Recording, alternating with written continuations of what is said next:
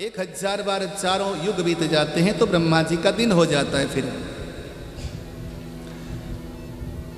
इसी को दिन रात को, ब्रह्मा जी का दिन रात जो होता है उसी को कल्प कहा गया है। 4 अरब 32 करोड़ वर्ष मनु जी का वर्ष माना जाता है। एक कल्प में 14 मनवंतर होते हैं। प्रत्येक मनु का समय 71 चतुर्युग के बराबर माना जाता है। ये तो समय मान की बात कही आपसे हमने सुना है कि 84 लाख योनियां होती हैं। सुनिए ना, हमने मनुष्य की योनि जो है 83,99,999 योनियों में भटकते भटकते जब भगवान की अतीव कृपा में दृष्टि होती है तो मानव का जीवन मिलता है। आपने सभी ने बार बार सुना होगा। ये 84 लाख योनियां कौन कौन सी होती हैं? हमारे यहाँ अलग अलग प्रकार की सृष्टि है। जल से उत्पन्न होने वाले प्राणी, धरती में रहने वाले प्राणी, कीट पतंग आदि मिलाकर जलजाह नवलक्ष्याणी, जल में रहने वाले प्राणियों की संख्या 9 लाख है, यानी कि 9 लाख प्रकार। जो मछली मगरमच्छ आदि हैं इनकी संख्या जल में पूरे विश्व में, न केवल भारत में। ये अलग बात है कि अलग अलग जगह अलग अलग प्रकार की प्राणी मिलते हैं। कुछ मछलियाँ यहाँ अलग मिलती हैं, विदेशों में अलग प्रकार की मछलियाँ होती हैं। तो जल में रहने वाले मत्स्य आदि जो प्राणी हैं इनकी संख्या 9 लाख है। धरती पे रहने वाले जो पेड़ पौधे आदि हैं इनको स्थावर कहते हैं। पेड़ पौधों की संख्या 20 लाख है। 20 लाख प्रजाति के पेड़ पौधे होते हैं। 11 लाख प्रकार के कीड़े मकोड़े हैं। ये जो मच्छर इत्यादि हैं ये 11 लाख प्रकार के हैं। 10 लाख प्रकार के नवचर प्राणी हैं, आसमान में उड़ने वाले हैं। पक्षिणाम 10,00,000, आसमान में उड़ने वाले जो पक्षियों की संख्या है वो 10 लाख हैं। और 30 लाख प्रकार के पशु हैं। ये जो गाय भैंस आदि हैं इनकी संख्या 30 लाख प्रकार है। अभी मैं एक गौशाला में गया, आप सुनकर आप हैरान हो जाओगे। गौ माता की प्रजातियां भारत में, केवल भारत में गौ माता की प्रजातियां 76 हैं। 76 केवल भारत में। अन्य देशों में अलग अलग प्रजातियों के गौ माताएं हैं। उसी प्रकार भैंसों की प्रजातियां अलग अलग हैं। कुत्तों की प्रजातियां देखो, राम राम राम राम। एक बार मैं कहीं गया तो उनका वहां पे मेला लगा हुआ था कुत्तों का। सुनकर आपको आश्चर्य लगेगा कि 3-3 करोड़ रुपए के कुत्ते होते हैं। एक कुत्ते की कीमत 3 करोड़ रुपए। मैंने कहा इतने महंगे कुत्ते लेके क्या करते हैं लोग? बोले ये अपने बिस्तर में सुलाते हैं, साथ में सो लेते हैं, साथ में खा लेते हैं, क्योंकि इतना महंगा कुत्ता कौन बाहर बांधे। बोलो जय श्री कृष्ण। कुत्तों से इतना प्यार है लोगों को, तो इतने प्रजातियों के कुत्ते। तो वही मैं पुराण की बातों को जब पढ़ता हूँ तो मुझे विश्वास हो जाता है। इसमें लिखा है कि 30 लाख प्रजाति के पशु होते हैं। 30 नहीं, 30 लाख, 30,000 भी नहीं, 30 लाख प्रजाति के पशु होते हैं। और आपको सुनकर के मजा आ जाएगा। मनुष्यों की कैटेगरी, मनुष्यों की श्रेणियां 4 लाख होती हैं। बोलो जय श्री कृष्ण। जय श्री कृष्ण। मनुष्यों की जो कैटेगरीज हैं जो भगवान ने बनाई हैं, एक जैसे मनुष्य नहीं है। सब जगह अलग अलग प्रजाति के मनुष्य हैं जी। हरियाणा का बंदा बिल्कुल अलग है, आप जानते ही हैं, आपसे ज़्यादा कौन जानता है। और राजस्थान का बिल्कुल अलग होगा। मैं कहता हूँ राजस्थान का मित्तल और हरियाणा का मित्तल, दोनों मित्तलों को मिलाइए, वो मिलेंगे नहीं आपस में। हैं दोनों मित्तल, मिलते नहीं आपस में। कुछ हरियाणा के हमारे भाई लोग हैं, उनसे हमने कहा शादी के लिए कि बढ़िया राजस्थानी लड़का है, आप देने को तैयार हो? बोले नहीं महाराज जी, हम तो सोनीपत के हैं, आसपास के ढूंढ लो एक। क्यों लोगों में इस प्रकार का भेद है? क्योंकि जो प्रकृति हमारी हरियाणा की है वो प्रकृति राजस्थान की नहीं है, जो प्रकृति राजस्थान की है वो आपके गुजरात की नहीं है। हमारे गुरुजी कहा करते थे, कोश कोश में पानी बदले, 12 कोश में बानी। बानी यानी कि भाषा। एक एक कोश में पानी बदल जाता है और 12 कोश में वाणी बदल जाती है। दिल्ली में रहने वालों, आप दिल्ली की बात कर लेते हैं हम, पूर्वी दिल्ली वालों की भाषा शायद दक्षिणी दिल्ली वालों से नहीं मिलेगी। अब तो थोड़ा सा साम्यता आ गया। पहले के ज़माने में जमुना पार कोई लड़की देखो राजी नहीं था। जमुना पार कौन भेजे महाराज लड़की? ये दशा थी दिल्ली में। बोलो जय श्री कृष्ण। जय श्री कृष्ण। तो मनुष्यों की श्रेणियां कितनी हुई? 4 लाख। जैसा यूपी का होगा वैसा एमपी का नहीं होगा, कर्नाटक का बिल्कुल अलग, पंजाबी बिल्कुल अलग। अरे राम राम राम, कभी गलती से मणिपुर मत चले जाना, वहाँ बिल्कुल अलग है। मणिपुरी अलग है बिल्कुल, असमिया बिल्कुल अलग, बंगाली, उड़ीसा। अब बंगाली और असमिया दोनों में भाषाओं में काफ़ी साम्यता है, लेकिन नेचर नहीं मिलता आपस में। भारतीय अलग, अमेरिकन अलग, साउथ अफ्रीका, केनिया, इधर आओ आप मलेशिया, और इधर चाइना, जापान। कौन कहता है कि सब मनुष्य एक जैसे होते हैं? सबका नेचर अलग, प्रकृति अलग, खान पान अलग, सब कुछ अलग अलग होता है। एक संत कहा करते हैं, ये सब मनुष्य जो है भगवान के हाथों की बनी हुई रोटियां हैं। अब यूँ समझो कि जैसे अमेरिकन हो गया, भगवान ने बेल तो बढ़िया दिया लेकिन सिकाई सही प्रकार से करी नहीं, वो आधे कच्चे रह गए तो अमेरिकन कहलाए। बोलो जय श्री कृष्ण। जय श्री कृष्ण।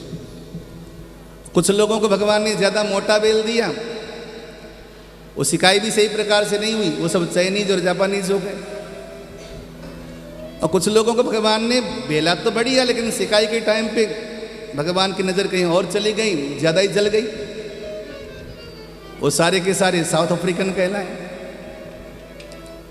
लेकिन जिनको बढ़िया प्रकार से भगवान ने बिलाई कर दी और सिकाई भी बढ़िया प्रकार से कर दी, उनको हिंदुस्तानी कहते हैं। बोलो जय श्री कृष्ण। जय श्री कृष्ण। हिंदुस्तानियों को भगवान ने बड़े तबीयत से बनाया है, ना तो नाक लंबी ना छोटी, आंखें परफेक्ट बिल्कुल, रंग भी एकदम बढ़िया मैचिंग करके, स्किन कलर। कौन कहता है कि साउथ अफ्रीकन का कलर स्किन कलर है? वो तो कोयला कलर हो गया। बोलो जय श्री कृष्ण। एकदम बढ़िया स्किन कलर, मैचिंग मैचिंग हर चीज, हाइट भी एकदम बढ़िया। हिंदुस्तानियों को भगवान ने सजाकर संवार कर भेजा। तो कितने प्रकार के मनुष्य हो गए? 4 लाख प्रकार के मनुष्य हो गए।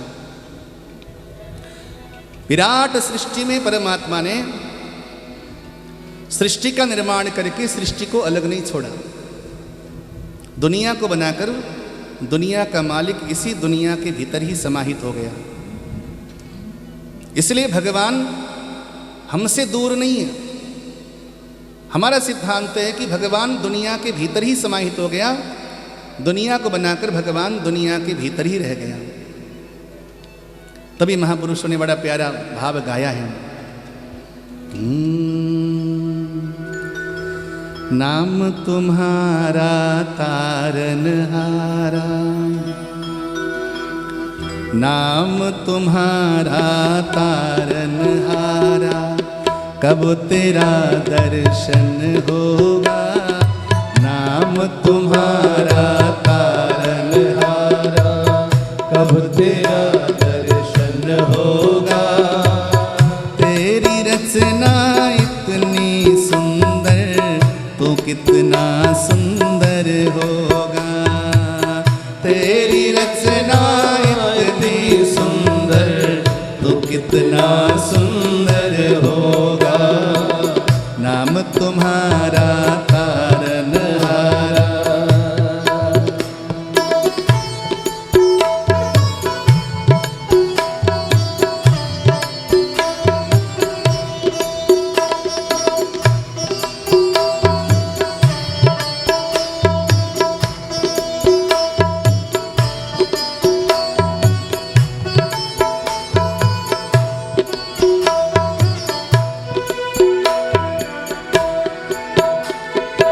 सुर नर मुनि जन जिन चरणों में निश दिन ध्यान लगाते हैं। सुर नर मुनि जन जिन चरणों में निश दिन ध्यान लगाते हैं। जो भी तेरे दर पे आवे मन वांछित फल पाते हैं। जो भी तेरे दर पे आवे मन वांछित फल पाते हैं। आत्मनिधि को पाने हैं तो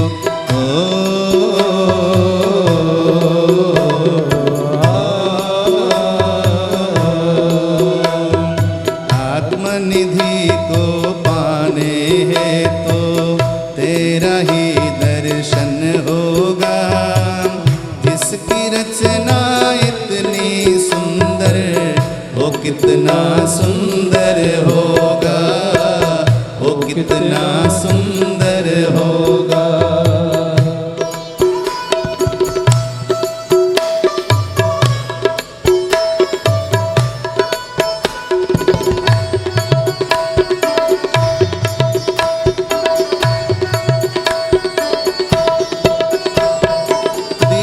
दयालु दया के सागर जग में नाम तुम्हारा है।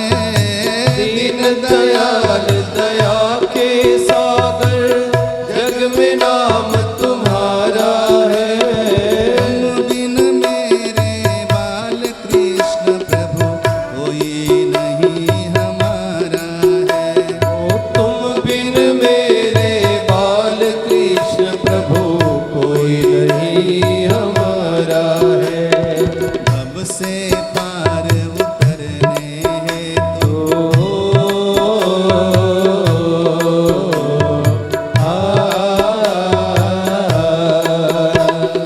अब से पार उतरने हैं तो तेरा ही सुमिरन होगा।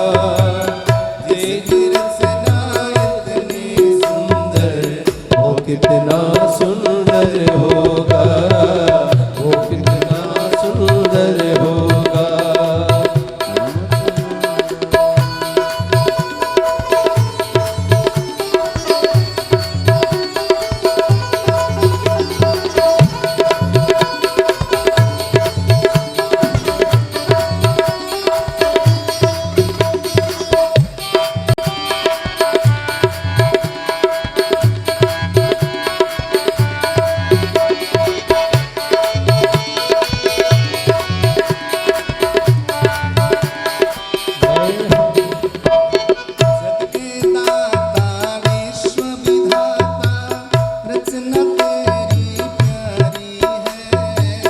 जग के दाता विश्व विधाता रचना तेरी न्यारी है।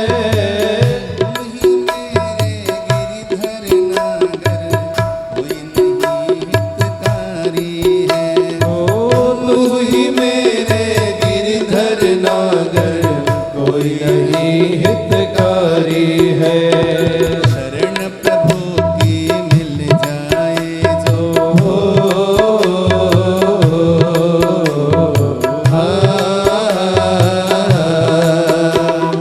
शरण प्रभु की मिल जाए जो ऐसा कुछ करना होगा।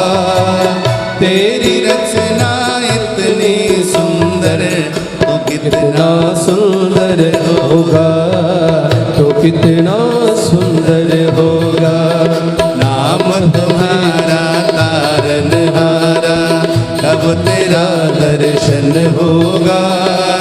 तेरी रचना इतनी सुंदर तो कितना सुंदर होगा, तो कितना सुंदर होगा, तो कितना सुंदर होगा।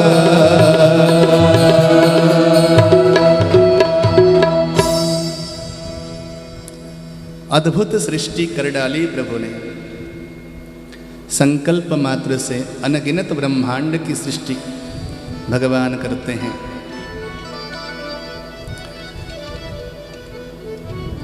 कल हमने वराह कल्प की कथा सुनी थी। प्रलयकालीन जल को उद्धार करने के लिए भगवान ने वराह अवतार धारण किया था और धरती को रखा था भगवान ने शेष नाग के शीश पर।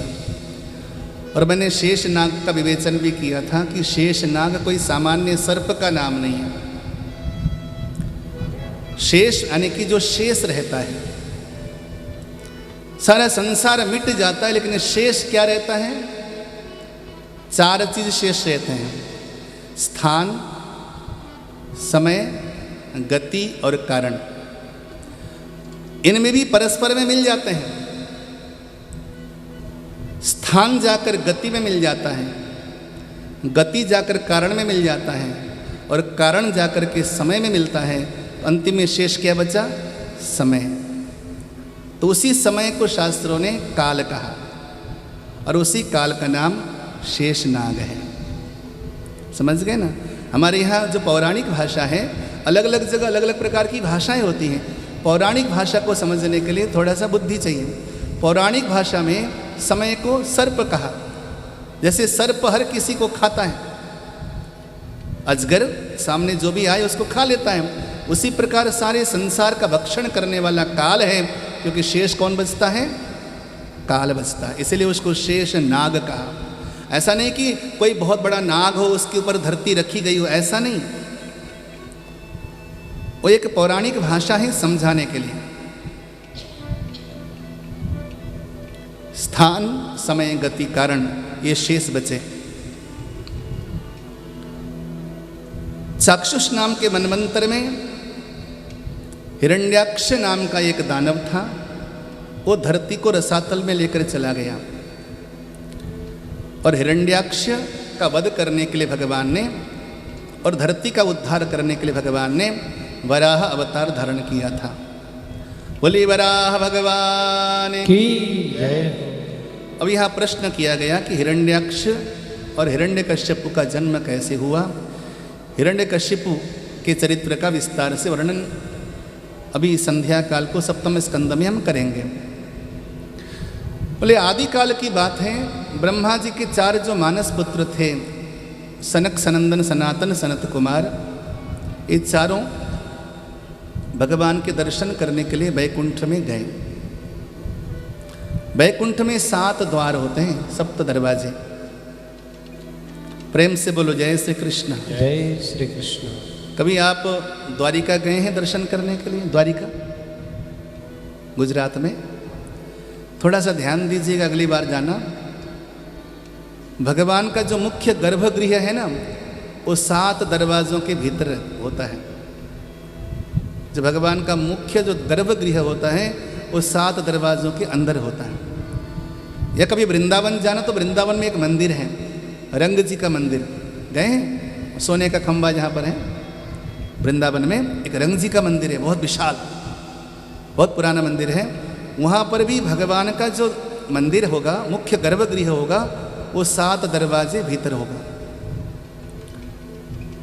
दक्षिण भारत में कभी मंदिरों में जाएंगे दर्शन करने के लिए, आप तिरुपति बालाजी जाएंगे तो तिरुपति बालाजी वैसे तो आपको मालूम नहीं होगा, बहुत लंबी लाइन लगती है, लेकिन वहाँ की वास्तु भी यही है। 7 दरवाजों के भीतर भगवान का गर्भगृह होता है। 7 दरवाजे लांघने के बाद ही भगवान के दर्शन होते हैं। ये मंदिर वास्तु की कला है। आजकल थोड़ी सी जमीन मिल गई तो वहीं मंदिर बना दिया, तो वास्तु का ध्यान नहीं रखा जाता आजकल, लेकिन वास्तव में मंदिर निर्माण का ये विधान है। तो ये 7 दरवाजे क्या हैं यहाँ पर बताया है। सनक, सनंदन, सनातन, सनत कुमार 6 दरवाजे लांघ कर गए भगवान के दर्शन करने के लिए। 7वें द्वार में वहाँ पर भगवान के 2 सिपाही पार्षद बैठे थे, खड़े थे। उन्होंने उनको भीतर जाने से रोक दिया, भीतर नहीं जा सकते आप। उन दोनों का नाम था जय और विजय। इंसान हर चीज जीत सकता है, 2 चीजों को जीतना मुश्किल पड़ता है, जय और विजय को। आदमी हर जगह जय चाहता है, हर जगह विजय चाहता है, पराभूत नहीं चाहता, पराजित होना ही नहीं चाहता इंसान। जो जय और विजय को जीत जाए वही भगवान का दर्शन कर सकता है। जय विजय ने रोक दिया, नहीं जा सकते, भगवान की आज्ञा होगी तो जाने देंगे। तो वहाँ पर ऋषियों ने श्राप दिया कि तुमने भगवान के दर्शन के लिए हमें रोका, जाओ हम तुम्हें श्राप देते हैं कि 3 जन्मों के लिए तुम दोनों राक्षस बन जाओ। ठीक है। ये 7 दरवाजे क्या हैं? पहला दरवाजा है अशौच, यानी कि अपवित्रता। दादी अम्मा कहा करती थी ना, बेटा भगवान के मंदिर में जाना तो नहा कर जाना, शुद्ध होकर जाना। क्यों कहती थी? भगवान के मंदिर, कुछ लोग कहा करते क्या नहाने से भगवान मिल जाता है? मैं अक्सर कहा करता हूँ नहाने से भगवान मिलता हो या न मिलता हो, लेकिन जब तक तुम नहाओगे नहीं ना, ऐसा लगता है कि 10 किलो का पत्थर तुमने अपने सर में रखा हुआ है। लगता है कि नहीं लगता? बोलो। ऐसा लगता है कुछ चिपक गई तुम्हारे शरीर से। चाहे 2 लोटा ही पानी डालोगे तो ऐसा लगता है कि काफ़ी कुछ तुम्हारा उतर गया है। सर्दी के मौसम में जब गीजर न हो तो 1 ही लोटा काफ़ी है। बोलो जय श्री कृष्ण। जय श्री कृष्ण। लेकिन 1 लोटा पानी भी अगर आपने डाल लिया तो ऐसा लगता है कि हमने बहुत कुछ उतार दिया शरीर से। नहाना इसलिए ज़रूरी है कि नहाने से शरीर पवित्र होता है। जब तक तन पवित्र नहीं होगा तब तक मन पवित्र नहीं होता। तन स्वस्थ नहीं होगा तो आपसे भजन भी नहीं हो पाएगा। इसीलिए तन की पवित्रता अति अनिवार्य है। तो सबसे पहला दरवाजा क्या हुआ? शौच, यानी कि पवित्रता। और दूसरा दरवाजा है मत्सर। मत्सर यानी कि मत्समो नास्ति इति मत्सरः। मंदिर में कुछ लोग जाते हैं तो थोड़ा अभिमान लेकर जाते हैं कि हम भी मंदिर के ट्रस्टी हैं। मैंने मैक्सिमम मंदिर के ट्रस्टियों को जाकर भगवान को प्रणाम करते हुए नहीं देखा है। बोलो जय श्री कृष्ण। जय श्री कृष्ण। एक बार मंदिर के प्रधान क्या बन गए? वो भगवान के प्रधान बन गए। ऐसा मैंने कई बार देखा है। मैंने कहा ये तो प्रधान है। प्रधान यानी कि पुरोधा। प्रधान जो होता है वो अगर कुछ करेगा तो बाकी लोग करेंगे, तो वही अभिमान में आता है मंदिर में, तो कैसे भगवान की कृपा होगी? तो मत्सर यानी कि मंदिर में जाओ तो अभिमान को बाहर उतार के जाओ। मंदिर के बाहर जूते चप्पल उतारने का यही एक औचित्य है। जूता चप्पल क्या होता है? बोले अभिमान है, इसको मंदिर के बाहर उतार दो। सवारी को बाहर उतार दो। इंसान सवारी पे जाता है तो सवारी को मंदिर से बाहर उतार देता है, यानी कि अभिमान को बाहर उतार दिया। मत्सरः, ये दूसरा दरवाजा है, इसको भी पार करना होगा। और तीसरा दरवाजा क्या है? बोले मद। एक होता है अभिमान, एक होता है मद, एक नशा। धन का नशा, विद्या का नशा है ना, बल का नशा। किसी भी प्रकार का मद लेकर भगवान के मंदिर में नहीं जाना चाहिए। किसी ने हमसे पूछा, गुरुजी हम शराब पीते हैं, मंदिर में जा सकते हैं? मैंने कहा शराब पीते हो तो मंदिर में जा तो सकते हो, लेकिन उस समय नहीं जाना जिस समय तुमने शराब पी रखी हो। जब नशा उतरा हो तो उस समय चले जाना। मद यानी कि नशा, ये तीसरा दरवाजा है। और चौथा दरवाजा क्या है? बोले मोह। मोह लेकर भी यदि भगवान के दरवाजे में जाएंगे तो हमें रोक दिया जाएगा। और पांचवा दरवाजा क्या है? लोभ। ये तो मैक्सिमम लेकर ही जाते हैं लोग। और कुछ लेकर जाओ या न जाओ, लोभ लेकर जाते हो। कुछ मांग के आएंगे ठाकुर के दरवाजे में, ये भी एक द्वार है। यदि लोभ लेकर जाओगे तो आपको 5वें दरवाजे में रोक दिया जाएगा। और छठा दरवाजा है काम, वासना। ये लेकर जाओगे तो भगवान के दरवाजे में रोक दिया जाएगा। और 7वां दरवाजा है क्रोध। इन ऋषियों ने 7वें दरवाजे में जाकर क्रोध किया। इन चीज़ों को छोड़कर जो भगवान के द्वार में जाता है उसको भगवान के दरवाजे में, द्वार में प्रवेश करने का अधिकारी माना जाता है। फिर उससे भगवान के दर्शन हो जाते हैं। बोलो जय श्री कृष्ण। जय श्री कृष्ण। तो ऋषियों को भगवान के दर्शन नहीं हुए। भगवान ने कहा इन ऋषियों को भीतर आने नहीं दूंगा वैकुंठ में। भगवान स्वयं खड़े हुए और बाहर चले गए। ब्रह्मर्षि हैं, जाकर जय विजय को सांत्वना दी। जय विजय ने कहा, हमारा अपराध क्या था प्रभु, हमने तो अपना कर्तव्य निभाया था। दरवाजे पे आने वाला कोई ऐसा व्यक्ति जिसे हम नहीं जानते उसे कैसे प्रवेश देंगे, जो पात्र नहीं है। तो भगवान ने कहा, हमारी इच्छा से ही तुम दोनों को श्राप मिला है। हमारी ऐसी इच्छा थी कि तुम दोनों को श्राप मिल जाए। तुम दोनों का पतन होगा जब मर्त्य लोक में तुम्हारा जन्म होगा। हमारी भाषा में तो है कि इन दोनों का अवतरण होगा मर्त्य लोक में। बोले, मैं वहाँ अनेकों प्रकार की लीलाएं करूंगा तो मेरे लिए सहयोगी चाहिए ना। अखाड़े में कोई पहलवान उतरता है तो उसके लिए समान पराक्रमी दूसरा पहलवान भी चाहिए ना, नहीं चाहिए? बोलो, भगवान धरती पे आएगा तो उसकी लीला में सहयोगी, सहयोग करने वाले कुछ उसके टक्कर के बंदे चाहिए ना। तो कौन है? बोले जय विजय। बोले यही जय विजय ही हिरण्यकशिपु और हिरण्याक्ष बनेंगे, यही रावण और कुंभकर्ण बनेंगे, और यही शिशुपाल और दंतवक्त्र बनेंगे 3 जन्मों के लिए। जय विजय का पतन हुआ। सनकादि ऋषियों से भगवान ने बड़ी सुंदर बात कही। ये ब्राह्मणान् मैधिया क्षिपतोर्चयन्त तुष्यधृता स्मितसुधोक्षित पद्मवक्त्राः वाण्यानुरागकलयात्मजवद् गृह्णन्तः संबोधयन्त्यहमिवाहमुपाहृतास्तैः। कितनी सुंदर बात कही। जो भी सज्जन व्यक्ति ब्राह्मणों के प्रति मधुर भाव रखता है, मीठी बोली बोलता है, आदर के साथ सम्मान करता है, पवित्र ब्राह्मणों को आदर देता है, ये समझो कि ब्राह्मणों को किए जाने वाली पूजा, उस पूजा के द्वारा मैं स्वयं प्रसन्न हो जाता हूँ। प्रेम से बोलो जय श्री कृष्ण। जय श्री कृष्ण। मैं बात इसलिए नहीं कह रहा हूँ कि मैं ब्राह्मण हूँ, इसलिए क्योंकि भगवान पवित्र ब्राह्मणों से प्रेम करते हैं। ऐसे वैसे ब्राह्मणों से नहीं। केवल ब्राह्मण के कुल में जन्म लेने वाला ब्राह्मण नहीं होता, उसके कर्म, उसके कर्तव्य भी ब्राह्मण जैसे होने चाहिए, इसलिए वो पूजनीय होता है। वही जय विजय हिरण्यकशिपु हिरण्याक्ष बनकर आए। हिरण्याक्ष का भगवान ने वराह के रूप में उद्धार कर दिया। हिरण्यकशिपु की कथा हम बाद में सुनेंगे। कर्दम मुनि के घर में जो 5 संतानों का जन्म हुआ था, उन 5 संतानों में से सबसे पहले संतान थी, वो 3 बेटियां थी। हमारे गुरुजी कहा करते थे, जो महिला पहले बेटियों को जन्म देती है,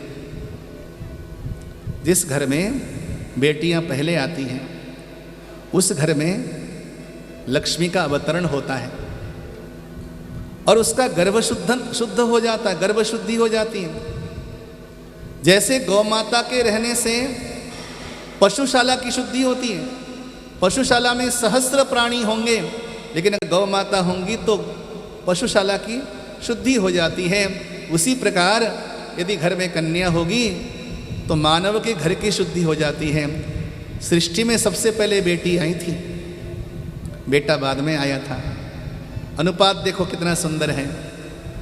बेटियां कितनी हुई? 3, और बेटे कितने हुए? 2। संकेत क्या मिलता है? एक बेटी ज़्यादा हो जाए तो चलेगा, एक बेटा कम हो जाए तो चलेगा, लेकिन घर में बेटियों की नितांत आवश्यकता है। बोलो जय श्री कृष्ण। जय श्री कृष्ण। बेटियां घर में बहुत ज़रूरी भाई। सबसे बड़ी जो बेटी थी उनका नाम था आकुति। उनका विवाह रुचि नाम के प्रजापति के साथ हुआ, जो 10 प्रजापति हुए थे। सबसे बड़े प्रजापति जिनका दूसरा नाम था मरीचि, उनके साथ हुआ, रुचि नाम के प्रजापति के साथ। बीच वाली जो पुत्री थी उनका विवाह हुआ कर्दम नाम के मुनि के साथ। सबसे छोटी जो पुत्री थी उनका विवाह हुआ दक्ष प्रजापति के साथ। कर्दम मुनि तपस्या कर रहे थे, किस लिए? विवाह करने के लिए। बढ़िया सुयोग्य कन्या मिलना बहुत मुश्किल है आज के ज़माने में। पहले के ज़माने में लोग डरते थे कि लड़का कैसे मिलेगा, अब लोग डरते हैं कि लड़की कैसे आएगी। बोलो जय श्री कृष्णा। जय श्री कृष्ण। समय समय पे सब चेंज हो जाता है भैया। अब तो लड़कियों को लाने से पहले डरने लग गए।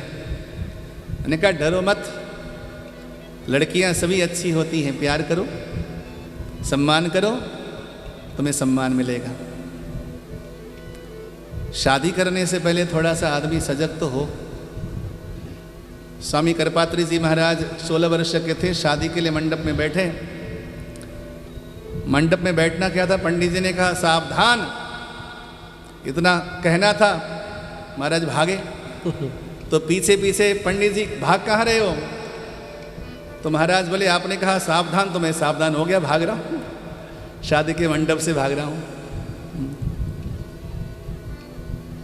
यमराज के द्वार पे 3 जने पहुंचे। तीनों को कहा रुक जाओ। पहले बंदे से परिचय पूछा, इधर स्वर्ग था, इधर नरक था। तो पूछा तुम कौन हो? पहला बंदा बोला मैं डॉक्टर हूँ। अच्छा डॉक्टर हो, चलो नरक की ओर।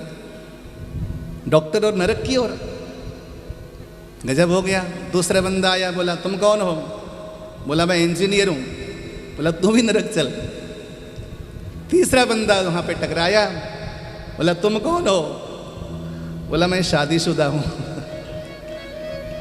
यम के दूत बोले चल स्वर्ग में प्यारे, रुलाएगा क्या? जो दुख भोगना था तूने भोग लिया वहाँ पर, अब कुछ शेष नहीं रहा। शादीशुदा बंदा जाएगा तो वहाँ पर भी उसे क्षमा मिलेगी। करदम मुनि बोले शादी करनी है। भगवान ने कहा अच्छा लड़की चाहिए बढ़िया? कहा जी प्रभु। तीसरे दिन में तुम्हारे घर में मनु जी महाराज अपनी बेटी लेके आएंगे, उनका नाम है देवहूति। जो देवताओं को बुलाए उसका नाम देवहूति है। तीसरे दिन मनु जी महाराज बेटी लेकर आए। अच्छा एक बात अब बताऊं आपको मैं, आज भी हमारे समाज में बेटी को मांगने के लिए जाया जाता है। दिल्ली की जो परंपरा है ना, दिल्ली में तो चलो बायोडाटा मिला या आपने किसी मंदिर में या होटल में आपने मीटिंग कर ली, लड़की फिक्स कर ली। पूर्वांचल में, नेपाल में या आसाम में आज भी लड़की के घर में लड़के के परिवार के लोग सब जाते हैं मांगने के लिए कि आप हमें अपनी बेटियां दो। मांगने की प्रथा है आज भी, याचना करने की प्रथा है। कितनी सुंदर प्रथा है। मनु जी महाराज आज आए बिटिया लेकर करदम मुनि के पास। भगवान की आज्ञा है कि अपनी बेटी आपको दूं। करदम मुनि ने कहा शर्त रखूंगा। बोले क्या? बोले आपकी बिटिया तो मैं लूंगा जरूर, पानी ग्रहण करूंगा, लेकिन एक बात ध्यान रखना, जब भी आपकी बेटी के गर्भ से कोई पुत्र जन्म होगा, बेटा पैदा होगा, तो मैं गृहस्थी छोड़ दूंगा। मनु जी महाराज सत्ते में आ गए। भगवान की आज्ञा है, मना भी नहीं कर सकते। चलो महाराज, ईश्वर की आज्ञा सर्वोपरि। कन्यादान करके चले गए। इसमें लिखा है कि जिस दिन से मां देवहूति करदम मुनि के जीवन में आई हैं, पितृभ्याम प्रस्थिते साध्वी पतिमिंगित कोविदा नित्यम पर्यचर प्रीत्या भवानी व भवम प्रभुम। माँ देवहूति अपने पति करदम की सेवा उसी प्रकार करने लगी जैसे भगवान शंकर की सेवा माँ पार्वती करती है। मैं सेवा की बात क्यों कह रहा हूँ पता है आपको? विवाह के समय में एक अंतिम वचन होता है।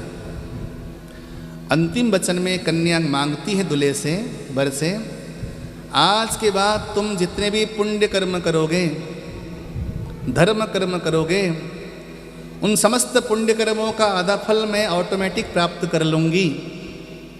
क्यों प्राप्त कर लूँगी? कैसे? बोली कि मैं जीवन भर तुम्हारी सेवा करूँगी, तो सेवा करने वाला व्यक्ति पुण्य कर्मों को चुराता है। कुछ लोगों से सेवा करवा के बड़े राजी होते हैं कि सेवा कर लो भैया। सेवा करना बहुत उत्तम काम है, सेवा कराना सबसे अधम काम है। सेवा कराना सबसे अधम काम है, छोटा काम है, और सेवा करना सबसे बड़ा काम है। हनुमान जी महाराज, चर्चा कर लेते हैं ना हनुमान जी की, नहीं? जब तक हनुमान जी महाराज राम जी की सेवा में नहीं आए, बोलो, हनुमान जी का कोई नाम निशान था?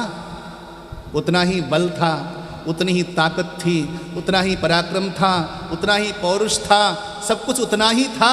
लेकिन जब तक सेवा में नहीं आए तब तक हनुमान जी का नाम रामायण में कहीं किसी पन्ने में आता ही नहीं, केवल मंगलाचरण में आता है। कोई दुनिया में हनुमान जी का नाम नहीं जानता था। लेकिन जिस दिन राम जी की सेवा में आए उसके बाद तो दुनिया में हनुमान जी का ही नाम रह गया, राम जी का नाम तो पीछे छूट गया। यहाँ इतने लोग बैठे, मैं पूछता हूँ, किसी को राम चालीसा याद है? मुंडी हिला दो। है किसी को राम चालीसा याद? लो कर लो बात, किसी को भी याद नहीं है। जरा बताओ, हनुमान चालीसा किसको याद है? सबको याद है। समझ में आ गई? सेवा करवाने वाले को कोई याद नहीं करता, सेवा करने वाले को सारी दुनिया याद करती है। जहां भी राम जी का मंदिर बना होगा ना, पहले हनुमान जी का झंडा टंगा होगा, तब राम जी का मंदिर बना होगा। समझ में आ रही है? तो सेवा करना, कुछ लोग सेवा करवा के बड़े राजी हैं। ये हमारा सेवक आधा पुण्य ले लेता है। आपका नौकर भी जो घर में सेवा करता है, अन्यथा मत लेना कि कल से नौकर कोई विदा कर दो तो उसका वो रोजगार खत्म हो जाएगा, ऐसा नहीं। लेकिन फिर भी ये सच्चाई है, ये सच्चाई है। घर में नौकरी करने वाला जो नौकर है, भले वो तनख्वाह लेता होगा आपसे, वो आपसे तनख्वाह लेता होगा, कोई शक नहीं। अगर निष्ठा से सेवा करने वाला होगा तो आपके पुण्य भी धीरे धीरे ले लेगा। इसलिए मैक्सिमम काम अपने आप करो, क्योंकि कुछ लोग जो है काम करने से बिल्कुल आदत छूट गई लोगों की। एक माता जी जो है ना, उनका वज़न ज़्यादा हो गया था, 110 किलो का हो गया था। डॉक्टर के पास गई, बोली महाराज ये वज़न घटाना है। तो डॉक्टर ने कहा कितनी रोटियां खाती हो? बोली 15 खा लेती हूँ। तो डॉक्टर ने कहा ये तो बहुत ज़्यादा रोटियां हैं माई, कम करो। तो बोले कितने खाऊं? डॉक्टर बोले 10 खा लो अभी। तो 15 से 10 कर दिया, कम थोड़ी है। तो 1 महीने बाद गई दोबारा, तो जब तुला में तौलाया गया तो आधा किलो वजन भी नहीं घटा था। डॉक्टर को आश्चर्य लगा ये कैसे हो गया, मैंने 5 रोटियां कम कर दी तुम्हारी।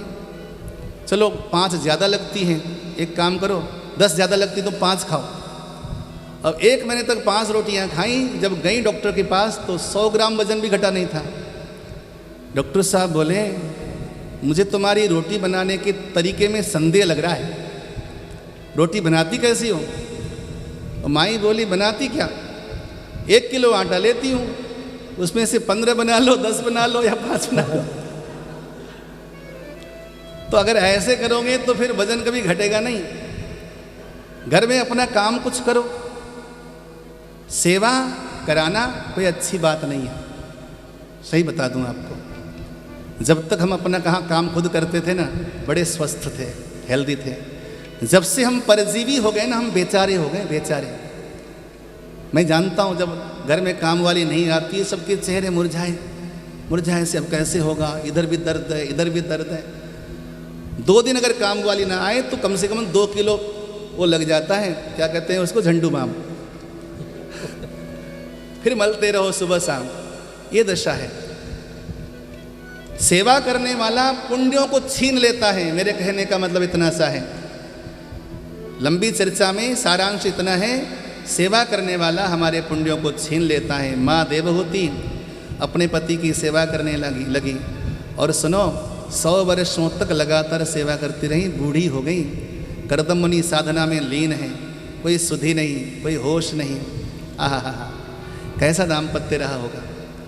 कहाँ तो शादी करते हनीमून चले जाते हैं, ये तो बैठ गए समाधि में। शादी का मतलब यही होता है। विवाह शब्द का अर्थ यह होता है कि विशिष्ट प्रकार से जीवन का यापन किया जाए, दोनों का संग संग में जीवन चले, उसका नाम विवाह है। मौज मस्ती या भोग विलास का नाम विवाह नहीं है, किसी भी एंगल में नहीं है। अगर आपको लगता है कि विवाह आजकल अगर शादी के बाद लड़का उसको घुमाने न ले जावे ना, घर खराब हो जावे, पक्का समझो। आज सुबह मेरा आधा घंटे तक किसी ने दिमाग खाया, बोली गुरुजी शादी तो हो गई, लड़का दिन रात काम में लगा रहता है, घुमाने नहीं ले गया। मैंने कहा वो काम तो करेगा ही करेगा ना, काम नहीं करेगा तो रोटी कैसे खिलाएगा। केवल घूमने फिरने मौज मस्ती का नाम विवाह नहीं है। विवाह का मतलब विधिवत दाम्पत्य जीवन को चलाना, एक दूसरे की कमी की पूर्ति करना। कुछ कमियां उसमें होंगी उसकी पूर्ति करो, कुछ कमियां इसमें होंगी उसकी पूर्ति करो, फिर गाड़ी को आगे बढ़ाते चलो।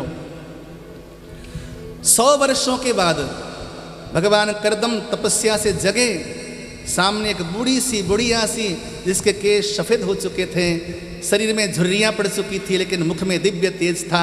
करदम मुनि ने कहा, ओ देवी तुम कौन हो, कर लो बात, तुम कौन हो। 100 वर्ष हो गए ना, यहाँ तो 4-5 वर्ष में ही चेहरा चेंज हो जाता है। लोग आके हमसे पूछते हैं, परसों रोज किसी ने आके हमसे पूछा, यहाँ शोभा यात्रा हो रही थी, अचानक आ गया, आपने हमें पहचाना। और मैं कैसे कहूँ कि नहीं पहचाना, बोलूँगा नहीं पहचाना तो सामने वाला बंदा नाराज हो जाएगा। मैंने कहा हाँ हाँ पहचाना पहचाना। बाद में 1 घंटे तक सोचता रहा कि बंदा था कौन। 1 घंटे तक सोचता रहा, तब मुझे परिचय हुआ कि हाँ वो वहाँ मिला था। 3-4 साल में ही आदमी चेंज हो जाता है, पहचानना मुश्किल पड़ जाता है। यहाँ 100 वर्ष हो गए, आंखों में झुर्रियाँ आ गई, चेहरे में झुर्रियाँ पड़ गई, शरीर गल गया, सफ़ेद सी साड़ी में सौभाग्य द्रव्य के साथ माता देवहूति, देवी कौन हो तुम।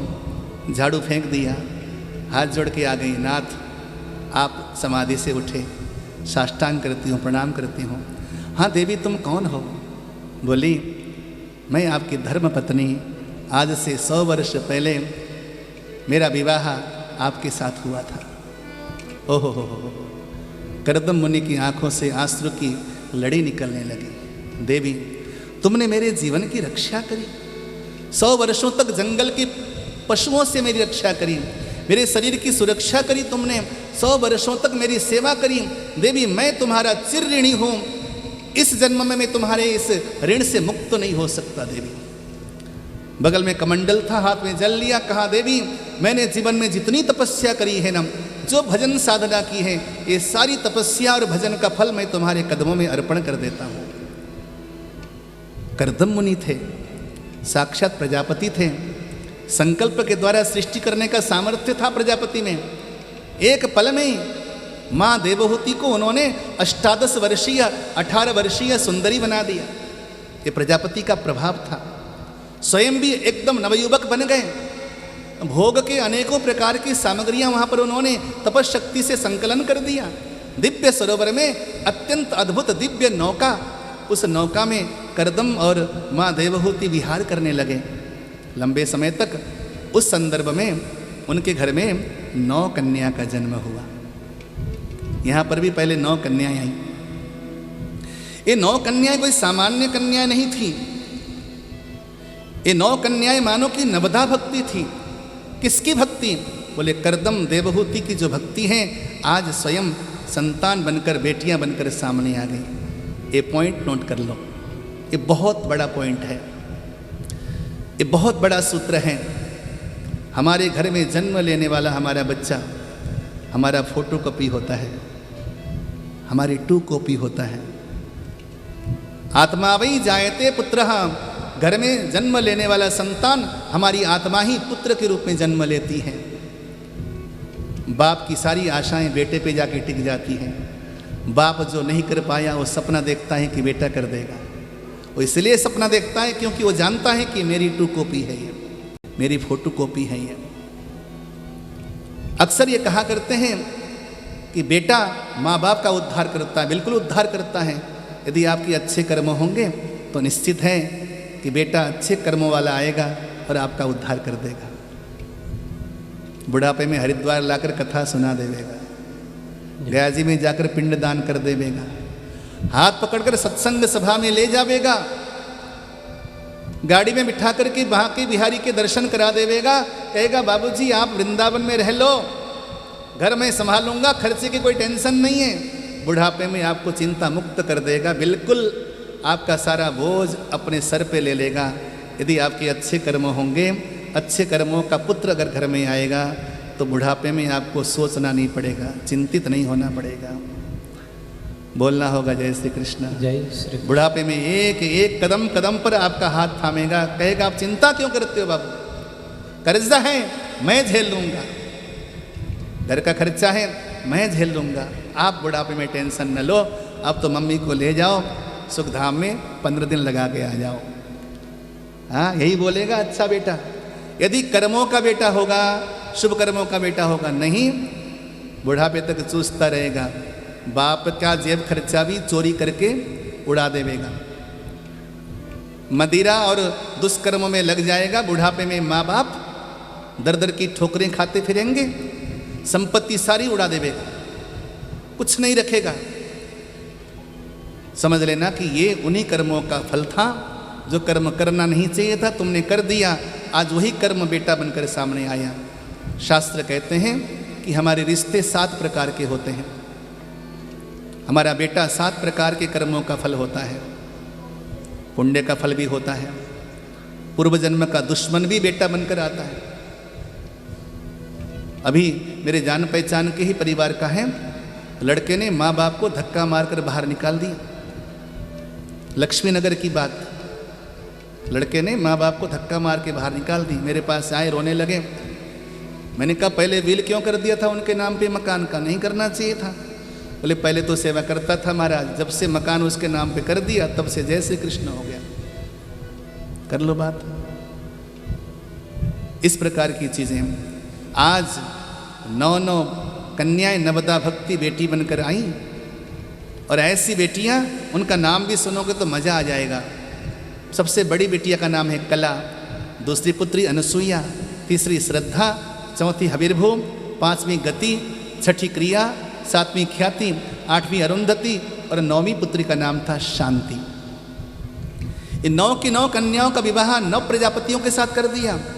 मरीचि को कला दे दी, अत्रि को अनसुईया दे दिया, अंगिरा को श्रद्धा दे दिया, पुलत्स्य को हविर्भू दे दिया, पुलहा को गति दे दी, क्रतु को क्रिया दे दिया, भृगु को ख्याति दे दी, वशिष्ठ भगवान को अरुंधति दे दी, और अथर्वा नाम के ऋषि को शांति नाम की पत्नी दे दी, पुत्री दे दी। इस प्रकार से 9 नवदा भक्ति आज 9 ऋषियों को प्रदान कर दिया। अब तो कर्दम भगवान तप करने के लिए वन की ओर जाना चाहते हैं। माँ देवहूति ने पांव पकड़ लिया। कर्दम भगवान बोले मैंने तुमसे कहा था कि कोई संतति होगी तो मैं वन चला जाऊंगा भजन करने के लिए। तो माँ देवहूति ने कहा कि कन्या तो हुई लेकिन बुढ़ापे का आश्रय, बुढ़ापे का सहारा कोई बेटा तो नहीं हुआ, एक पुत्र चाहिए। तो भगवान कर्दम ने कहा कि मैं देख रहा हूँ देवी, तुम्हारे गर्भ में स्वयं पुराण पुरुषोत्तम प्रभु आ गए हैं। अति आनंदित हुए। भगवान को ढूंढने के लिए भगवान कर्दम वन की ओर चले गए थे, लेकिन यहाँ तो घर में भगवान आ गए। माँ देवहूति के गर्भ से सुंदर पुत्र का जन्म हुआ। पुत्र का नाम रखा गया कपिल। बोले कपिल देव भगवान की जय। कपिल देव भगवान आ गए। कर्दम भगवान दर्शन करने के लिए आए। कार्तिक कृष्ण पंचमी बुधवार को मध्याह्न काल में भगवान कपिल का जन्म हुआ था। कपित्थ यानी कि कषाय रंग के होने की वजह से नाम कपिल पड़ा, या यूं समझिए जिन्होंने जन्मजात अपने वस्त्रों को कषाय रंग में रंग लिया, यानी कि जोगिया रंग में रंग लिया, जिसका जीवन योगीमय था, संसार में आसक्त नहीं थे, ऐसे कपिल भगवान बड़े हुए। तो माँ देवहूति अपने पुत्र के पास गई और जाकर के देवहूति ने अपने मन की व्यथा सुनाई। मेरा मन उद्विग्न रहता है प्रभु, किसी चीज़ में मेरा मन लगता नहीं, भगवान के भजन में मन नहीं लगता। मैं वन में जाकर साधना कर नहीं सकती, अकेली जाकर हरिद्वार या ऋषिकेश रह नहीं सकती, मुझे हर हालत में रहना घर में ही है। अगर पत्नी जल्दी चली जाए ना दुनिया से तो पुरुष ढूंढ लेता है कोई ना कोई रास्ता, चला जाता है, हरिद्वार चला जाता है, ऋषिकेश चला जाता है। उसे जीवन जीने के कुछ तरीके मिल जाते हैं बाहर, लेकिन अगर पति जीवन में से चला जाए पहले, तो अकेली नारी घर छोड़ के बाहर निकल भी नहीं सकती, न हरिद्वार जा सकती, न एकांत निवास कर सकती है, समाज उसको स्वीकार करता नहीं। ऐसे में बड़ी समस्या होती है। तो मुझ जैसी अबला नारी के लिए कौन सा कर्तव्य है प्रभु कि मैं अकेली रहकर, मैं घर में रहकर भजन कर पाऊं? कैसे हो पाएगा? बड़ी सुंदर बात कही भगवान कपिल ने। सतां प्रसंगान मम वीर्य संविदो भवन्ति हृतकर्णरसायना कथा तज्जोषणादा स्वपवर्गवर्त्मनि श्रद्धारतिर्भक्तिरनुक्रमिष्यति। माँ, अगर आपका मन एकाग्र न हो, मन अगर चिंतातुर हो, तो एक काम करना। बोले क्या? सताम प्रसंगा, संतों का संग करना, महापुरुषों का संग करना, अच्छे लोगों का संग करना। अच्छे लोगों का संग करने से क्या होगा? बोले वहाँ पर भगवान की कथा सुनाई जाएगी, भगवान की महिमा सुनाई जाएगी। भगवान की महिमा सुनने के बाद धीरे धीरे भगवान की भक्ति आपके हृदय में प्रकट हो जाएगी, श्रद्धा, रति और भक्ति प्रकट हो जाएगी। भगवान की भक्ति जब प्रकट हो जाती है तो स्वभावतः भगवान भी प्रकट हो जाते हैं। अच्छा, हमारे यहाँ क्या होता है कि श्रद्धा तो हम पैदा कर लेते हैं, श्रद्धा पैदा होने के बाद रति पैदा करना मुश्किल हो जाता है। रति यानी कि निरंतरता। हरिद्वार में आए हैं, आपको भगवान से प्यार होगा, यही प्यार जीवन भर बना रहे, इसके लिए बड़ी चुनौती है। नवरात्रों में 9 दिन तक व्रत कर लेंगे, माता रानी का जय माता दी बोल लेंगे, कभी चौकी में कभी जागरण में चले जाएंगे, माता रानी के दिन चल रहे हैं, लहसुन प्याज घर में आएगा नहीं, उल्टा सीधा काम होगा नहीं, बिल्कुल शुद्ध सात्विक जीवन 9 दिन का व्यतीत हो गया। लेकिन जैसे नवमी का हवन हो गया, उसके बाद लोग टूट पड़ते हैं एकदम से खाने पीने के लिए। अब चलो पिज्ज़ा मंगा लो, बर्गर मंगा लो, ये मंगा लो, वो मंगा लो। कबाड़ा कर दिया तुमने सारा 9 दिन का। किया कि नहीं, जरा बताओ, मुंडे हिला दो, कर देते हो ना। तो ये क्या है? ये तुम्हारा व्रत नहीं हुआ, बल्कि विषय भोग के प्रति तुम्हारी आसक्ति बढ़ जाती है। आज कितने दिन हो गए जी? आज 5वां है, 3 दिन रह गए।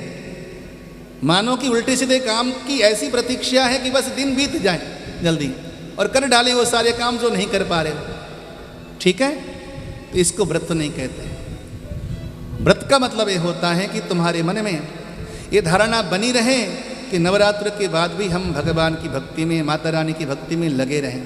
ठीक है, दुनियादारी में रहते हैं, कुछ कमियां हैं, विषयों में संलिप्त प्राणी हैं, विषय वासनाएं तो रहती हैं, लेकिन फिर भी धीरे धीरे इन चीज़ों से वैराग्य हो जाए और भगवान से, माता रानी से या अपने इष्ट से। अच्छा, हमारे यहाँ क्या होता है, कलकत्ते में, बंगाल में चले जाओ तो बड़ी सुंदर मूर्ति बनाते हैं माता रानी, बड़ी सुंदर। आपको सुनकर हैरानी होगी कि लाखों की मूर्तियां होती हैं, लाखों की, और ऐसे ऐसे आभूषण जो आपने पहने नहीं होंगे। कई कई किलो के आभूषण पहनाते हैं माता रानी को। जब 9 दिन पूरे हो जाते हैं तो 10वें के दिन माता रानी को ले जाके सागर में, नदी में डालाते हैं। इसका नाम क्या है? विसर्जन। आपको मालूम है विसर्जन शब्द का अर्थ क्या होता है? विसर्जन शब्द का अर्थ ये नहीं कि आप ले जाके बहाए आओ, नहीं, आपने अर्थ समझा ही नहीं विसर्जन का मतलब। विशेषेण रूपेण सर्जनम इति विसर्जनम, विशेष प्रकार से आपके भाव में, आपके हृदय में भगवान की भक्ति का सृजन हो गया, उसका नाम है विसर्जन। अर्थात अभी तक जो माता रानी बाहर मूर्ति में थी, वो माता रानी अब मूर्ति में नहीं रही। कहाँ आई? तुम्हारे हृदय में आ गई। और बाहर की माता रानी कहाँ आ गई? तो यहाँ पर भी जब हम विसर्जन करेंगे ना 8वें दिन, अभी तक जो भागवत बाहर का विषय था, अभी तक जो भगवान बाहर का विषय था, वो आपका भीतर का विषय बन जाए। आप ठाकुर से सच्चा प्रेम करके जा सको, ठाकुर के प्रति सच्ची निष्ठा आपके मन में हो, जिन चीजों का परित्याग आपने किया है यही क्रम आगे भी चलता रहे। क्रोध का त्याग किया आपने, वासनाओं का त्याग किया आपने, प्यार से आप रह रहे हो, भगवान का सुमिरन करते रहते हो, तो यही क्रम आगे भी जाकर बढ़े तो समझिए कि आपकी कथा सक्सेस हो गई। एक बार दोनों बाजू उठा के बोलो जय श्री कृष्ण, जय श्री कृष्ण, जय श्री राधे, जय श्री राधे। तो कथा सक्सेस हो गई आपकी। उसका नाम है विसर्जन। विशेष प्रकार से आपके जीवन में सर्जन हो जाना, रति बढ़ जाना, आपके भीतर और रति बढ़ जाए। कथा सुन के गए, वहाँ जाते आप पुस्तक लेके जाओ कि महाराज जी ने कथा की व्याख्या तो करी है, हम इसको हर रोज 2 अध्याय 4 अध्याय पढ़ते जाएं, इसको सुख सागर लेके जाओ घर यहाँ से और पढ़ते जाएं हम, और पढ़ें इसको और सुने। तो इस प्रकार की अभिलाषा आपको जगे, उसी का नाम है विसर्जन, उसका नाम है रति। आपकी श्रद्धा बड़ी हुई है, मुझे मालूम है, बड़ी श्रद्धा है इस समय आपके भीतर। बहुत सारे बच्चे तो वहाँ से जब आ रहे थे शोभा यात्रा में, उन्होंने जूते चप्पल भी छोड़ दिए थे। अच्छा लगा मुझे, हाँ बढ़िया लगा कि बच्चों में श्रद्धा तो पैदा हो गई है। श्रद्धा पैदा होना पहला स्टेप है। सेकंड स्टेप यह है कि वो श्रद्धा रेगुलर बनी रहे। जीवन में कहीं भी भागवत की यात्रा हो तो आपके जूते चप्पल गाड़ी में पड़े और आप जाके भागवत जी को श्रद्धा से उठा के चलो। कहीं ठाकुर की शोभा यात्रा हो रही हो, वृंदावन दर्शन करने जा रहे हो, तो जूते चप्पल बाहर गाड़ी में छोड़ दो, नहीं तो चोरी भी हो जाते हैं, और सीधे ठाकुर जी के पास नंगे पांव जाओ, तो मैं मानूंगा कि आपकी श्रद्धा बरकरार है, रति बढ़ गई आपके भीतर। हरिद्वार आए हो, घूमने जाना तो 2 माला तुलसी के लेके जाना, और घर जाके भी यदि आपका जाप चले तो रति बढ़ गई आपकी। तो निश्चित है कि भक्ति आपके करीब है।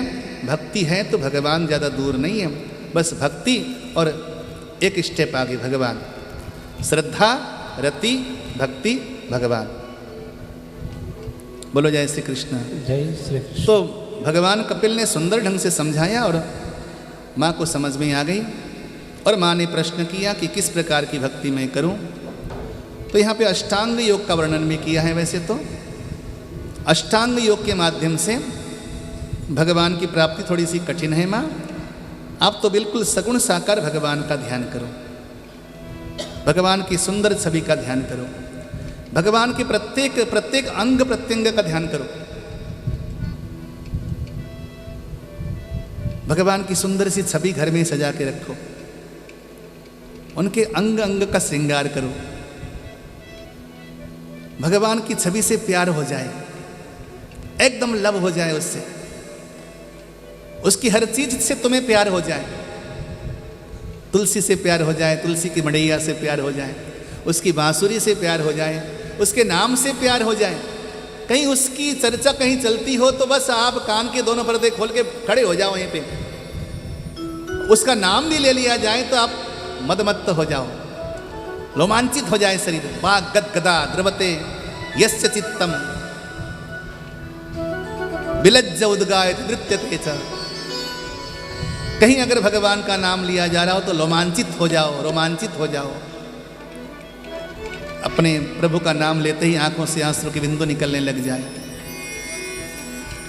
संचिन्तयेद् भगवतश्चरणारविन्दं वज्राङ्कुशध्वज सरोरुहलाञ्छनाढ्यम् उत्तुङ्गरक्तविलसन्नखचक्रवाल ज्योत्स्नाभिराहतमहाहृदयान्धकारम् हासंहरेरवनताखिललोकतीव्रं शोकाश्रु सागर विशोषणमत्युदारं सम्मोहनाय रचितं निजमाययास्य भ्रूमण्डलं मुनिकृते मकरध्वजस्य। कितना सुंदर कहा। संचिन्तयेद् भगवतश्चरणारविन्दम्। हरिद्वार में आए हो ना, यहाँ पर भगवान के चरणों के चिन्ह मिलते हैं। दुकान में चले जाना, भगवान के चरणों में बहुत सारे चिन्ह होते हैं। भगवान के चरण में चिन्ह कौन कौन से होते हैं? बोले वज्र।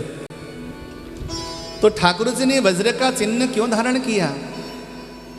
बोले वज्र का चिन्ह इसलिए धारण किया, जो भगवान के चरणों का ध्यान करता है, जो भगवान के चरणों का दर्शन करता है, उसकी जिंदगी में बड़े बड़े पर्वत जैसे दुख भी क्यों न हो, वो वज्र से भगवान चकनाचूर कर देते हैं।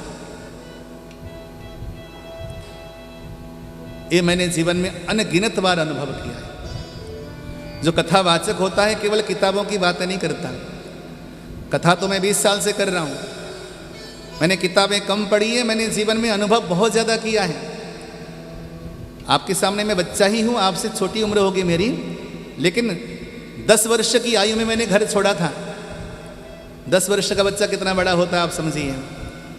10 वर्ष की आयु में मैंने घर छोड़ा था और जीवन में अनगिनत बार बड़े बड़े संत महापुरुषों का संग किया हमने, मैंने अनुभव किया है जीवन में, और बड़े बड़े लोगों के बीच में रहने का अवसर मिला है। इस देश के धनपति क्या, उद्योगपति क्या, अरबोपति क्या, उन लोगों के सानिध्य में रहा हूं मैं।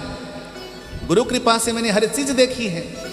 तो मैंने ये पाया है, भगवान की जो सच्ची भक्ति करता है 100% उसके कष्ट दूर होते हैं। बस सच्ची भक्ति करना, बस निष्ठा से उसके चरणों का ध्यान करना, पूजन करना।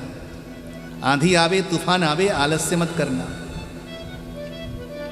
जीवन के कुछ क्षण, प्रत्येक कर्मों के लिए आप समय निकालते हो ना? नहीं निकालते? बोलो। तुम्हारा समय फिक्स होगा समाचार सुनने का? नहीं? बोलो। अखबार कब आता है? 4 चक्कर लगाते होगे। अरे भाई अखबार वाला दे नहीं गया आज, बोलते हो? समय फिक्स है?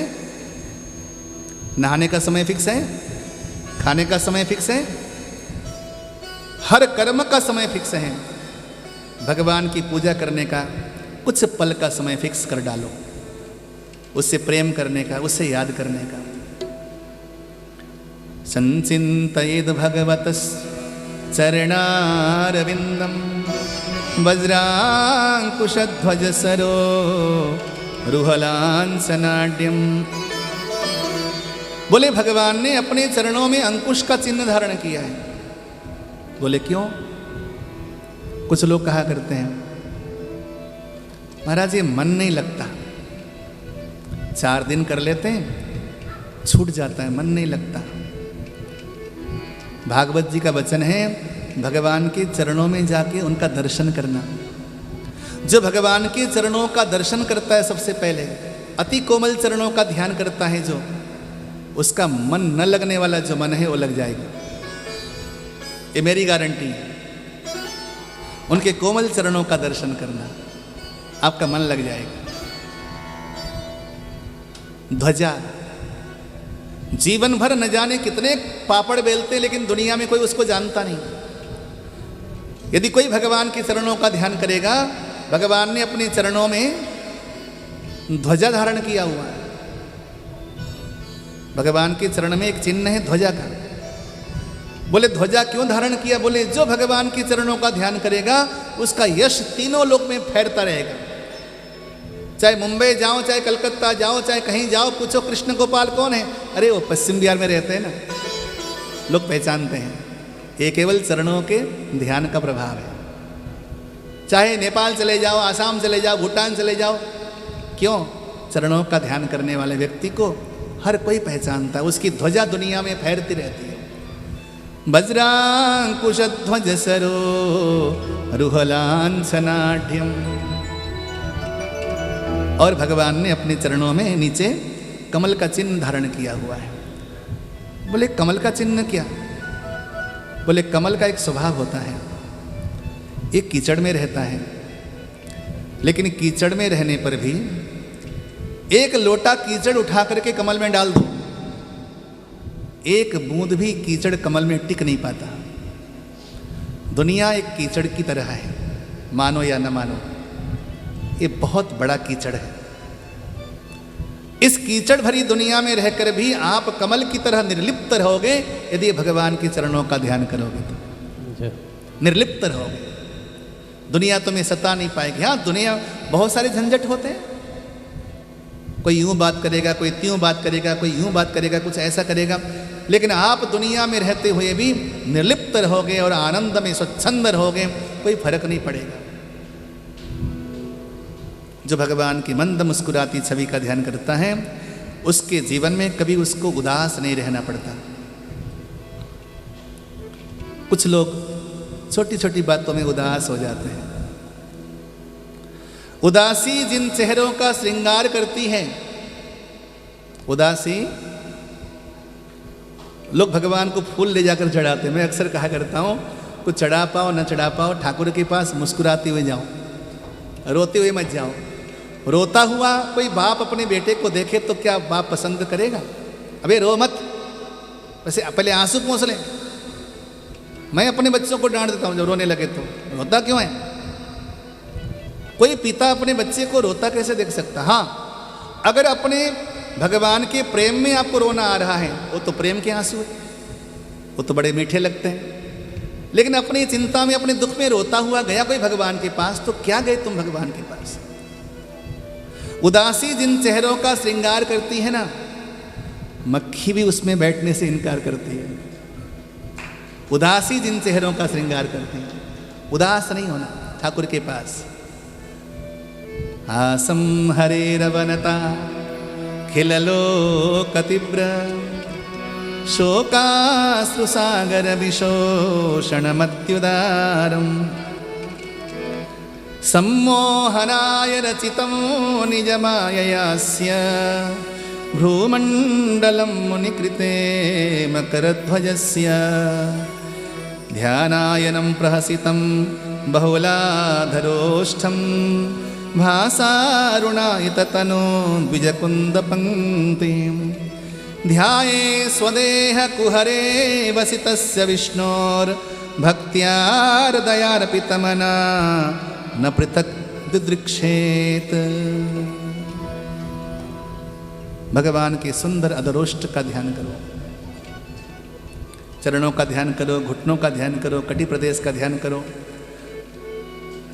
गले में सुंदर वैदुर्य मणि का ध्यान करो, श्रीवत्स चिन्ह का ध्यान करो, ठोड़ी पर मोती का ध्यान करो, गले में सुंदर हार का ध्यान करो और मकराकृत कुंडल का ध्यान करो, ऊर्ध्वपुंड तिलक का ध्यान करो, विशाल नेत्रों का ध्यान करो और वर्षाकालीन मेघों के समान जो अलकावलियां हैं, उन अलकावलियों का ध्यान करो।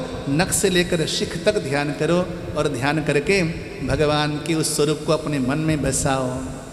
कैसे?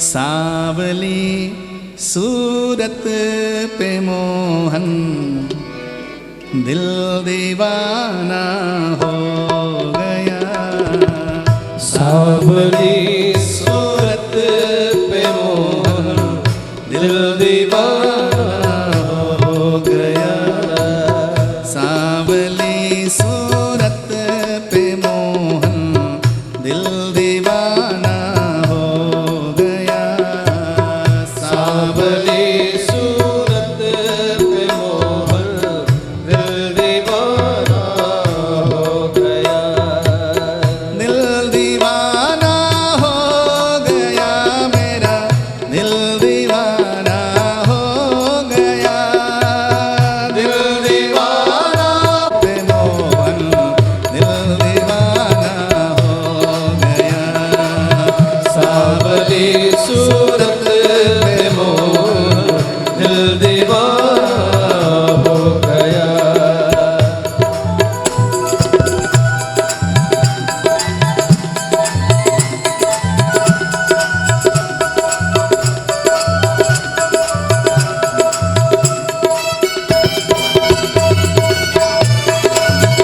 जय हो।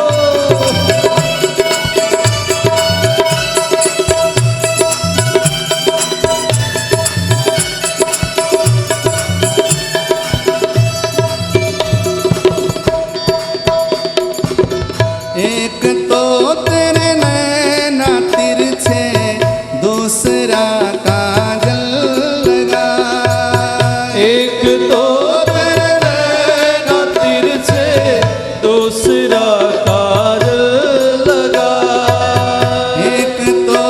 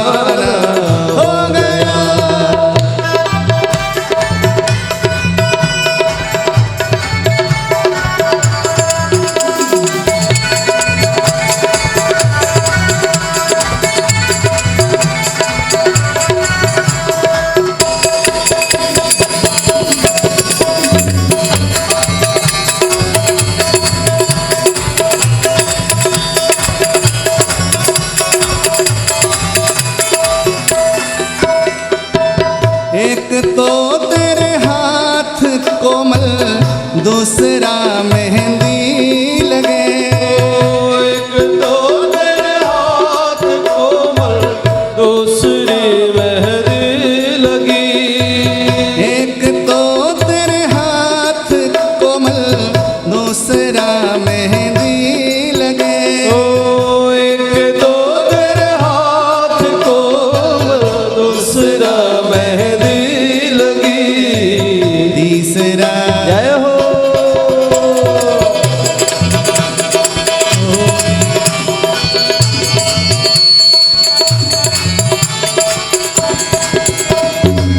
तीसरा मुरली बजाना दिल दीवाना हो गया। तीसरा मुरली बजाना दिल दीवाना हो गया। सांवली सूरत पे मोहन दिल दीवाना हो गया। सांवली सूरत पे मोहन दिल दीवाना हो गया।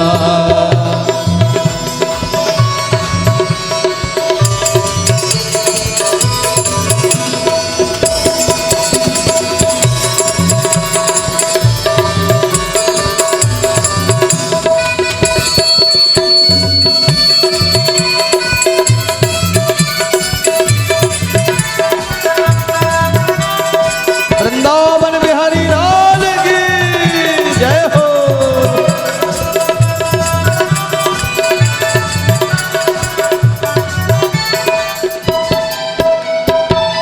एक तो तेरे साथ राधा दूसरा रुकमल खड़ी। एक तो तेरे साथ राधा दूसरा रुकमल खड़ी। एक तो तेरे साथ राधा दूसरा रुकमल खड़ी। एक तो तेरे साथ राधा दूसरा रुकमल खड़ी। तीसरा जय हो।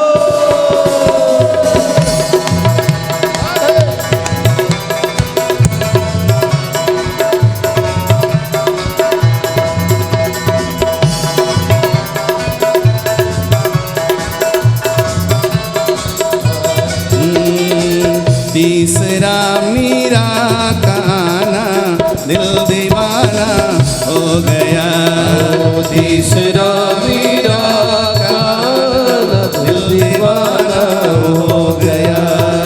सांवली सूरत पे मोहन दिल दीवाना हो गया।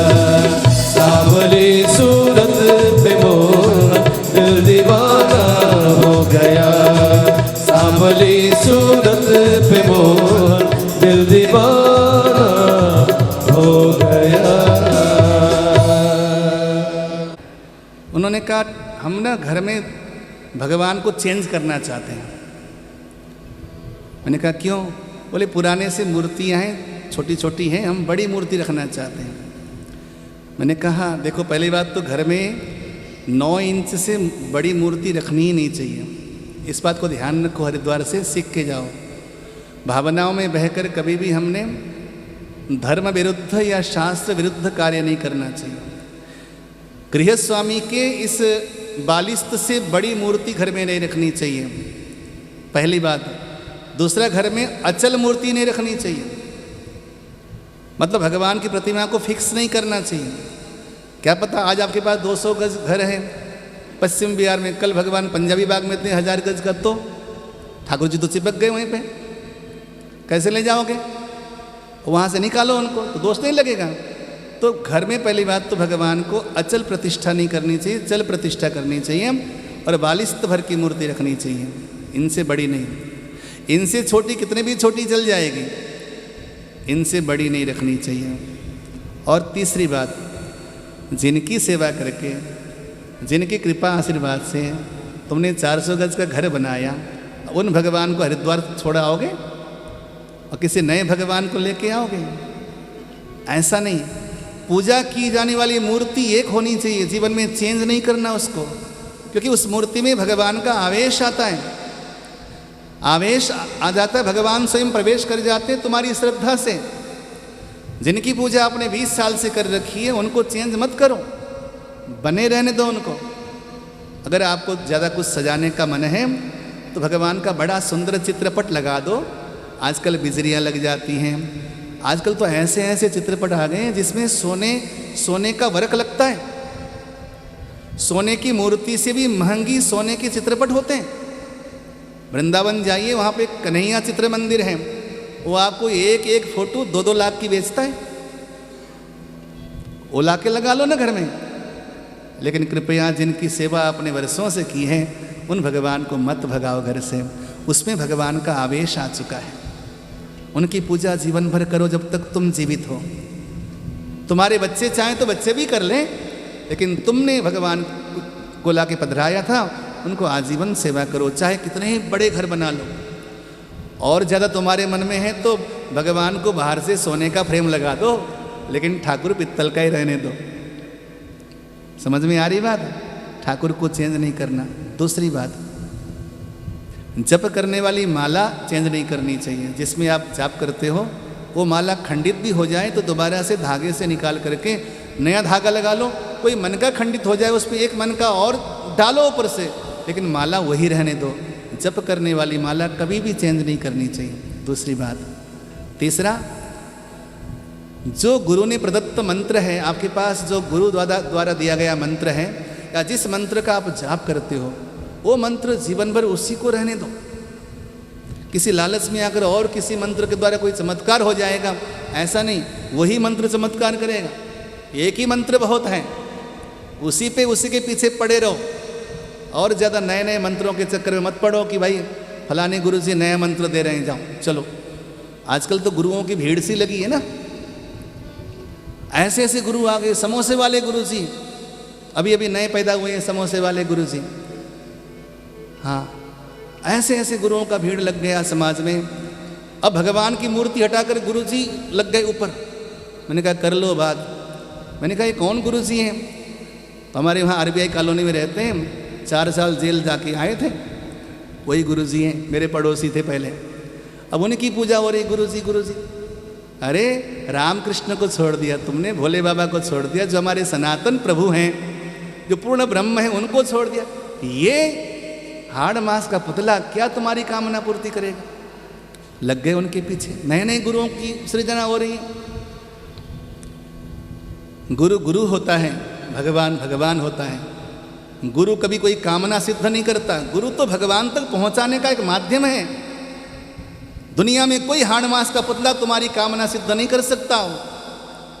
कोई भूत प्रेत तुम्हारी कामना सिद्ध नहीं कर सकता। कामना केवल परमात्मा सिद्ध करते हैं। गुरु केवल भगवान तक पहुंचने का माध्यम हो सकता है। तो गुरु को उस प्रकार से लो।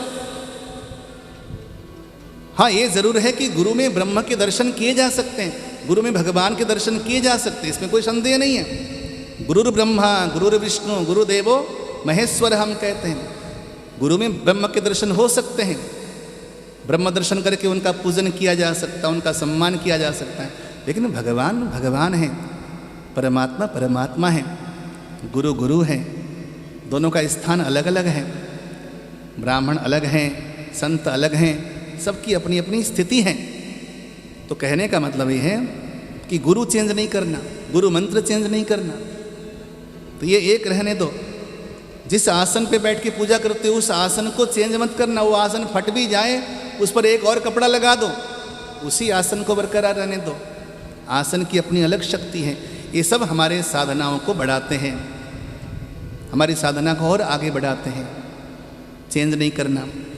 तो ये भगवान के पूजन